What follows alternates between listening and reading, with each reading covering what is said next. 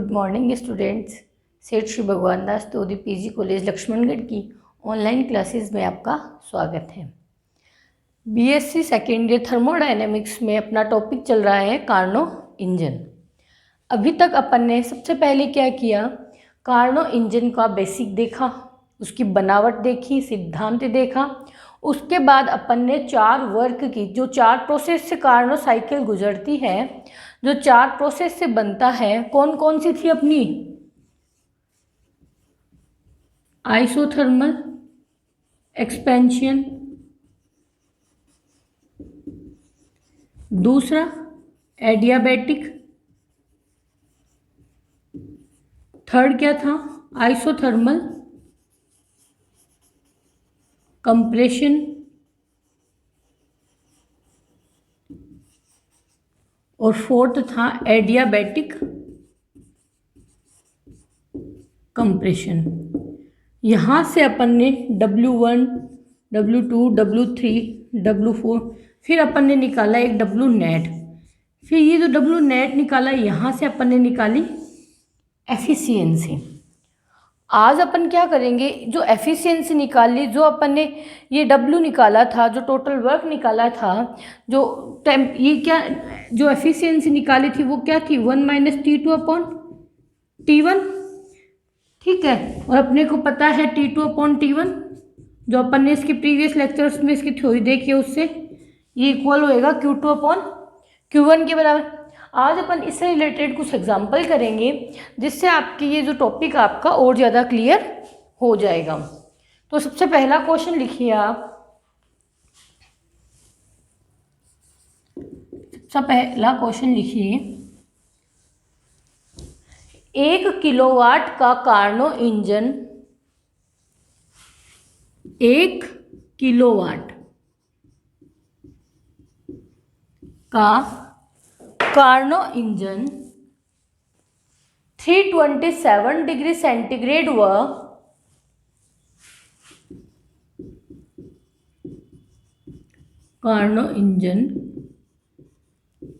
327 degree centigrade व 27 degree centigrade के मध्य कार्य करता है, इंजन के द्वारा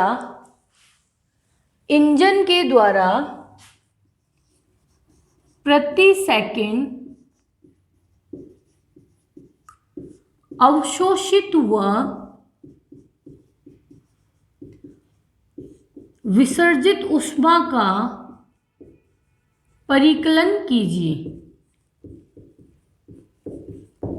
प्रति सेकंड अवशोषित व विसर्जित ऊष्मा का परिकलन कीजिए। तो देखो, ये है आपका क्वेश्चन, जिसमें लिखा है 1 किलोवाट का कार्नो इंजन, मतलब ये इसकी पावर है। 1 किलोवाट मतलब क्या हुआ? 10⁻³ वाट। इसको मैं यहाँ पर लिख देती हूँ वाट। फिर बोल रहा है कि ये इन 2 टेम्परेचर के मध्य कार्य करता है, मतलब केल्विन में जब टेम्परेचर इसका लेंगे फर्स्ट वाले का, तो 327 + 273, ये आएगा आपका 600 केल्विन, और सेकंड वाला आएगा आपका 300 केल्विन। ये आए दोनों ताप।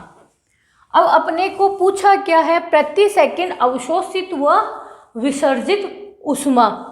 आपने देखा था अवशोषित क्या था? जो सोर्स से ली जा रही थी, जो कार्यकारी पदार्थ था अपना, भाई यही तो पढ़ा था अपन ने। ये सोर्स था T1 केल्विन पर, ये सिंक था, ठीक है। यहाँ पर क्या है? ये एक कुचालक स्टैंड था,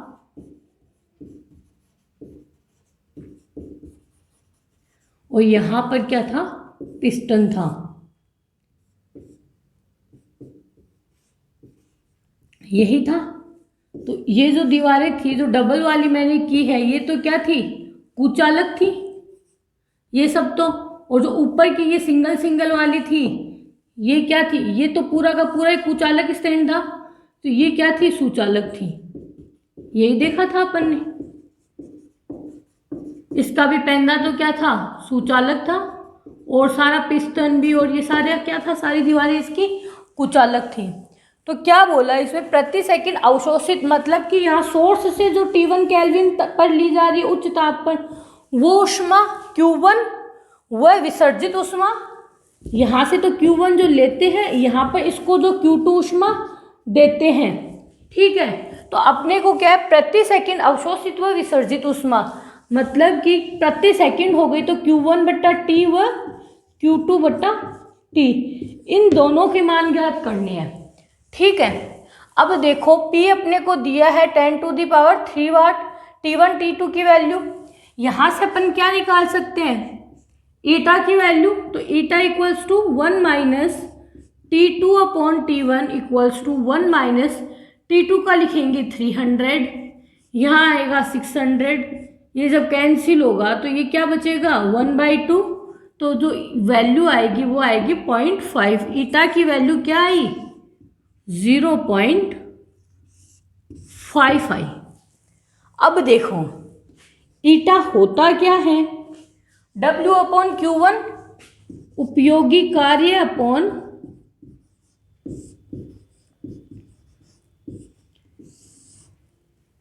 अवशोषित ऊष्मा, अवशोषित या ग्रहण की गई ऊष्मा, तो इसको क्या लिख सकते हैं W उपयोगी कार्य, और अवशोषित ऊष्मा क्या होती है Q1 जो कि एब्जॉर्ब की गई है फर्स्ट में। तो यहाँ से जब इसको अपन सॉल्व करते हैं तो देखो ये वैल्यू आप अपन करेंगे तो W/Q1 ये किसकी आई, ईटा की वैल्यू है अपने पास, यहाँ से W क्या होता है अपना Q1 - Q2 होता है, ये क्या हुआ Q1, ये अपना फॉर्मूला बना, इसको क्या लिख सकते हैं अपन 1 - Q2/Q1। यहाँ से जब इसको अपन करते हैं तो देखिएगा W/Q1, Q1/Q2 किसके बराबर होता है T2/T1 के, तो यहाँ अपन क्या लिख सकते हैं, वहाँ अपन ने देखा था T2/T1, तो 1 - T2/T1, यहाँ से इसको सॉल्व करेंगे तो T1 - T2/T1, अपने को तो ये ऊष्मा निकालनी है, तो Q1 अगर अपन लिखेंगे तो ये क्या वैल्यू आएगी अपनी, Q1 इधर गया, ये इधर आएगा और ये इसके अपोन में, तो W × T1 - T2, सॉरी एक से, तो देखो Q1 की वैल्यू जब लिखेंगे, Q1 इधर गया तो ऊपर तो क्या बचेगा W के साथ T1, और ये इधर क्या आएगा इसके डिवाइड में। ठीक है, अब अपने को पूछी है प्रति सेकंड अवशोषित ऊष्मा, प्रति सेकंड कैसे निकालेंगे, दोनों तरफ स्मॉल t से डिवाइड करेंगे, स्मॉल t से डिवाइड करेंगे तो ये तो आया Q1/T इक्वल्स टू W/T, और यहाँ पर T1/T1 - T2 रहा अपना। अब देखो अपने को क्या अपन ने यहाँ लिखा था Q1/T व Q2/T की वैल्यू निकालनी है। अब देखो ये क्या है W/T, जो अपना यांत्रिक कार्य होता है W होता है, वो क्या होता है शक्ति गुणा समय। यहां पर क्या दे रखा है W/T, ये इधर आया है तो ये क्या बचे शक्ति P की वैल्यू अपने को दी हुई है, तो यहाँ पर ये क्या वैल्यू बनी अपनी P, T1/T1 - T2, Q1/T की वैल्यू। अब देखो यहाँ से, अब क्वेश्चन में P = दिया है अपने को 10⁻³ T1 की वैल्यू 600 अपॉन T1 - T2, तो 600 से 300 जाएगा तो ये 300, ठीक है, तो यहाँ से ये कैंसिल, ये कैंसिल, तो ये क्या बचा 2 इंटू 10⁻³ या 2000 वाट। ये क्या आई आपकी अवशोषित ऊष्मा प्रति सेकंड। अब अपने को निकालनी है विसर्जित ऊष्मा। जब विसर्जित ऊष्मा करेंगे तो देखो वही Q1/T से, तो ये Q2/T भी इसके बराबर होएगा। तो ये क्या आएगी विसर्जित ऊष्मा जब लेंगे तो Q2/T equals to T P2/T1 minus T2। ये यहाँ पर जो टेम्परेचर की वैल्यू है वो विसर्जित में सिंक वाला आएगा, क्योंकि सिंक को दी जाती है विसर्जित ऊष्मा।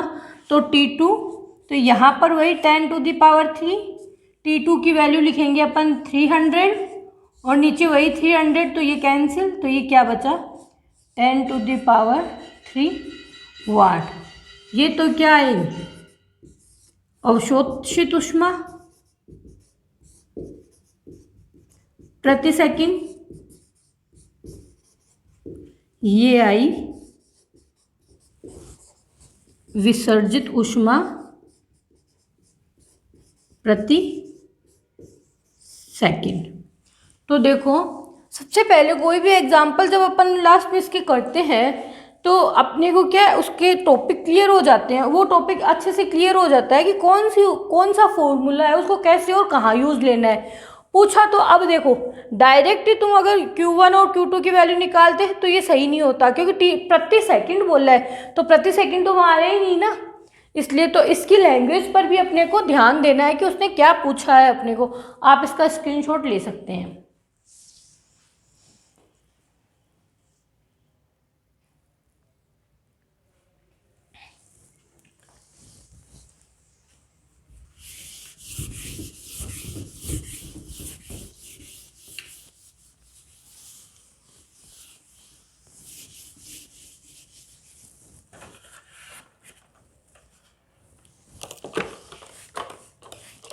अब करेंगे अपन इससे रिलेटेड सेकेंड क्वेश्चन।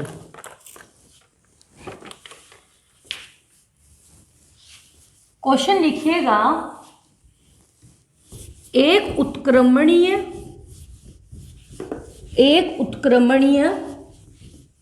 कार्नो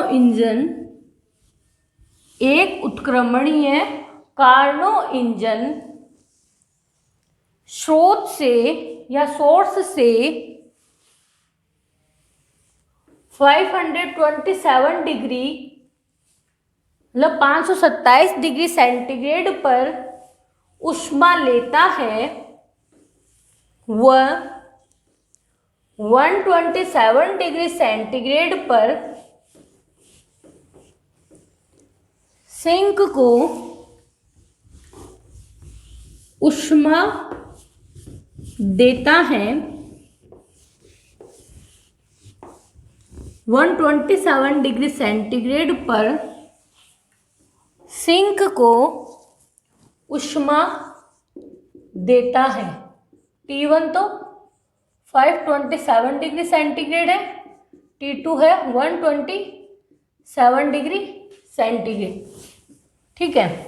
पर ऊष्मा देता है 750 वाट की दर पर 750 वाट की दर पर इंजन को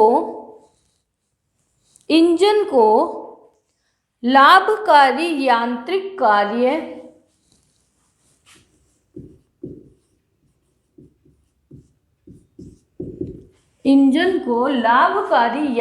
कार्य प्रति सेकंड करने के लिए यांत्रिक कार्य करने के लिए उसे प्रति सेकंड कितनी कैलोरी ऊष्मा लेनी चाहिए। अपने को क्या निकालना है, प्रति सेकंड कितने कैलोरी ऊष्मा उसको लेनी चाहिए। प्रति सेकंड मतलब अवशोषित ऊष्मा का मान ज्ञात करना है अपने को।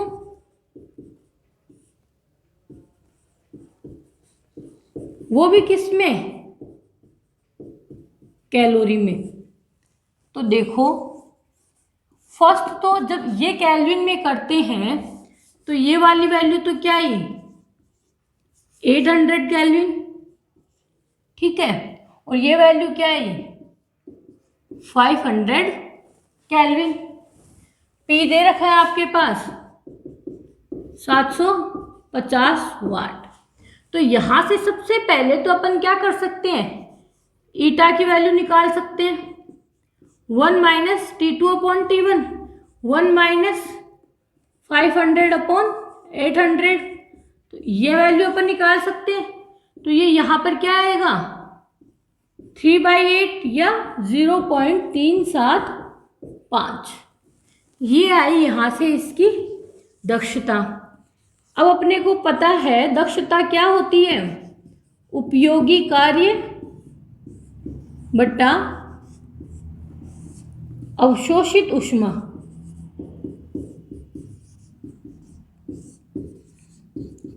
वही W अपॉन Q1। अब W अपने को पता है क्या होता है, P इंटू T होता है। ये 750 वाट दे रखी है, प्रति सेकंड पूछी है, तो ये वाट वाली क्या आ जाएगी जूल में। अब इसको जब कैलोरी में करेंगे तो यहाँ लिखना 1 जूल क्या होता है 1/4.2 कैलोरी। तो ये क्या आएगी 750 अपॉन 4.2 कैलोरी। ये तो आई अपने पास वैल्यू। अब देखो यहाँ पर ईटा है तो यहाँ पर वैल्यू रखी मैंने 0.37। अब देखो W की वैल्यू यहाँ से, तो ये क्या आई 750 अपॉन 4.2 इंटू ये अपने को अवशोषित ऊष्मा है, ये फॉर्मूले में तो ऐसा का ऐसा, इसको लिखा कैलोरी। अब देखो साथ 3 वैल्यू है, तो यही अपने पास इसकी वैल्यू नहीं है और अपने को फाइंड भी यही करनी है, प्रति सेकंड अवशोषित ऊष्मा कैलोरी में। तो ये यहाँ से जब लिखेंगे तो ये Q1 इधर आएगा, तो ये बनेगा 750 अपॉन 4.2 इंटू 0.37। इसको जब सॉल्व करेंगे 4.2 को क्या करेंगे 0.37 से मल्टीप्लाई करेंगे तो ये वैल्यू बनेगी 1.575 प्रति सेकंड। क्या निकाल रहे हैं अवशोषित ऊष्मा, किसमें कैलोरी में। तो ये कैलोरी अपना यहाँ पर चल ही रहा है, तो इसको सॉल्व करेंगे तो ये वैल्यू आएगी अपनी 476.19 कैलोरी। यही अपने को Q1 की वैल्यू पूछी थी।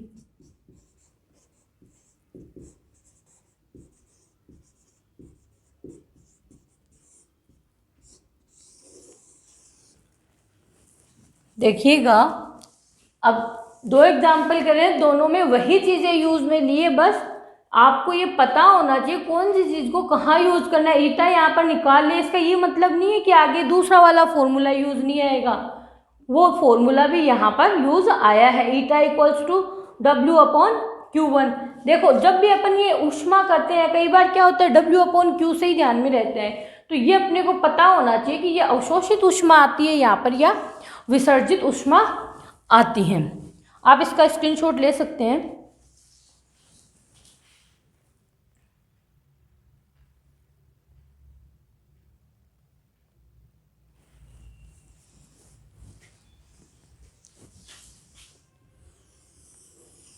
नेक्स्ट क्वेश्चन लिखिएगा, एक इंजन T1 व T2 तापों के बीच, एक इंजन T1 व T2 तापों के बीच कार्य करता है, T1 व T2 तापों के बीच कार्य करता है। इस इंजन की दक्षता इस इंजन की दक्षता, देखो T1 एंड T2 तापों के बीच क्या करता है, कार्य करता है। मैंने यहाँ पूरी थ्योरी नहीं लिखी है, आप लिखिएगा। इस इंजन की दक्षता T1 व T2 तथा T1 व T4 इंजन की दक्षता T1 व T2 तथा T1 व T4 तापों के बीच कार्य कर रहे इंजनों की दक्षता का माध्य है ये η12 है। ये दोनों एफिशिएंसी का क्या है, माध्य है।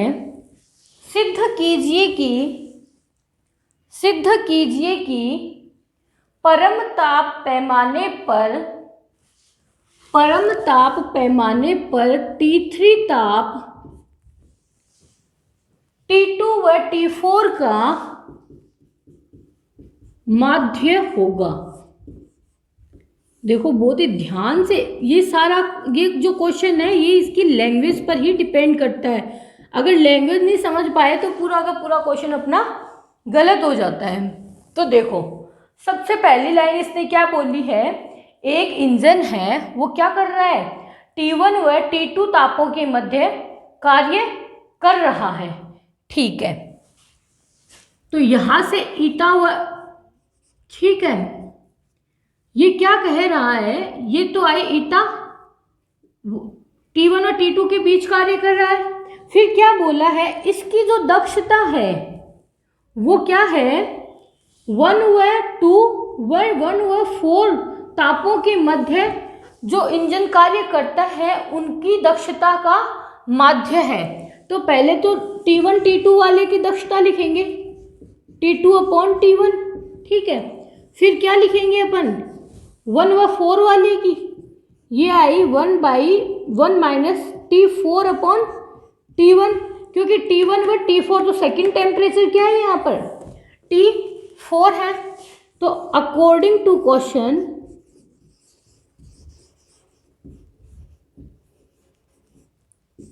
जो अपनी ये टोटली इस इंजन की दक्षता बोल रहा है वो क्या है, इन दोनों की दक्षताओं का माध्य है, ये इसने कहा है अपने को। अब देखो यहाँ कुछ भी नहीं करना है, इसे लिखा समीकरण 1, इसे लिखा समीकरण 2, ये अपने को प्रूव करना है। ये आया समीकरण 3। यहाँ पर क्या करना है, जो इस इंजन की दक्षता है वो इन दोनों का माध्य है, तो 1 2 व 1 4 ये लिखा है, तो 1 व 2 का मान यहाँ पर रखेंगे, तो लिखेंगे समीकरण 1 व समीकरण 2 के मान समीकरण 3 में रखने पर जब ये वैल्यूज अपन लिखेंगे तो η13 को क्या लिख सकते हैं, η1 माइनस T3 अपॉन T1, क्योंकि इसका क्या है 1 व दूसरा टेम्परेचर क्या होगा T3। अब 1/2 ऐसा का ऐसा बाहर लिख देते हैं, तो η12 की वैल्यू कहाँ से, यहाँ से, तो ये आएगी 1 minus T2 upon T1 plus η14 की वैल्यू ये 1 माइनस T4 अपॉन T1। ये वैल्यू अपने पास आई। यहाँ से इसको सॉल्व करेंगे तो ये क्या बनेगा, T1 माइनस T2 प्लस यहाँ भी क्या है T4 अपॉन T1, तो ये T1 minus T4 upon T1।